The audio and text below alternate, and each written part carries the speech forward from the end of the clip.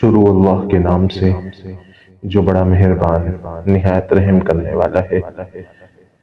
حضرت ابو ہریرہ رضی اللہ عنہ فرماتے ہیں کہ رسول اللہ صلی اللہ علیہ وسلم نے ارشاد فرمایا، ایمان کی شاخیں 70 سے کچھ اوپر ہیں، ان میں سے اعلیٰ درجے کی شاخ زبان و دل سے اس بات کا اقرار و اعتراف ہے کہ اللہ کے سوا کوئی معبود نہیں، اور سب سے کم درجے کی شاخ کسی تکلیف دینے والی چیز کا راستے سے ہٹا دینا، نیز شرم و حیا بھی ایمان کی ایک شاخ ہے۔